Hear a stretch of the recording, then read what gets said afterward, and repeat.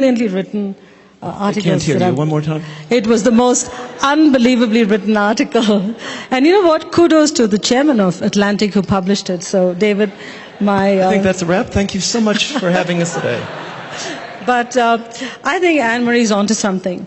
I don't think women can have it all. I just don't think so.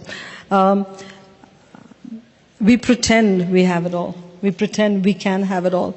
My husband and I married for 34 years, and we have 2 daughters. And every day you have to make a decision on whether you are going to be a wife or a mother.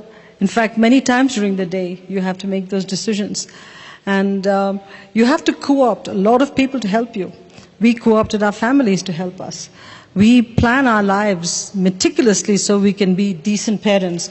But if you ask our daughters, I'm not sure they will say that I've been a good mom. I'm not sure. And I try all kinds of coping mechanisms. I mean, I'll tell you a story that happened when my daughter went to Catholic school, Convent of Sacred Heart. And every Wednesday morning, they have class coffee with mothers.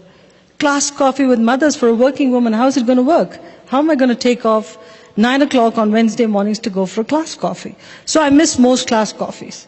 My daughter would come home and she'd say, list of all the mothers that were there, and you were not their mom. First few times I would die with guilt.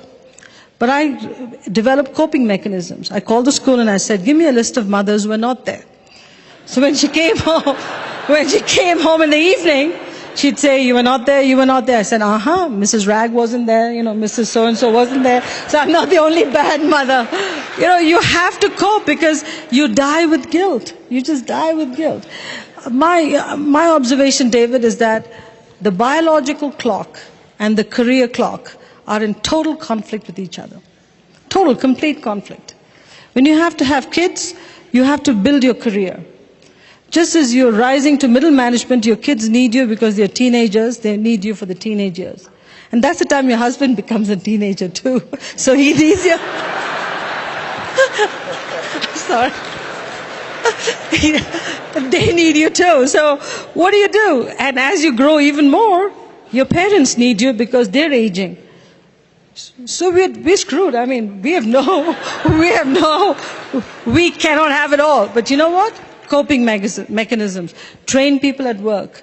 Train your family to be your extended family. When I'm in PepsiCo, I travel a lot, and when my kids were tiny, especially my second one, we had strict rules on playing Nintendo.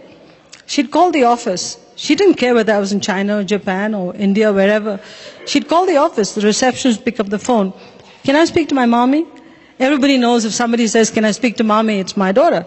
So she'd say, yes, Tara, what can I do for you? I want to play Nintendo. And the receptionist has a set of questions. Have you finished your homework? You see, I say this because that's what it takes. She goes through the questions and she says, okay, you can play Nintendo half an hour. But she leaves me a message. Tara called at 5. This is what the sequence of questions I went through. I've given her permission. So it's seamless parenting. But if you don't do that, I'm serious, if you don't develop mechanisms with your secretaries, with the extended office, with everybody around you, it cannot work. It can't. Motherhood, stay-at-home mothering was a full-time job. Being a CEO of a company is 3 full-time jobs rolled into one. How can you do justice to all? You can't. The person that hurts the most with this whole thing is your spouse. There's no question about it. Raj always says, you know what, your list is PepsiCo, PepsiCo, PepsiCo, your 2 kids, our 2 kids, your mom, and then the bottom of the list is me. There are 2 ways to look at it. You should be happy you're on the list. So don't complain. Just don't complain. He is on the list, very much on the list. But, sorry, David. It's just so reminiscent of my own life. So I've received word that we're supposed to close. Let me tell you that whatever the guilt you feel inside the family or the lack of approval from your mom, we received a text message right before we came out from Sheryl Sandberg, who said, you've done a marvelous job of leaning in. We're very happy to have had you here. Thank you, David, and thank you all.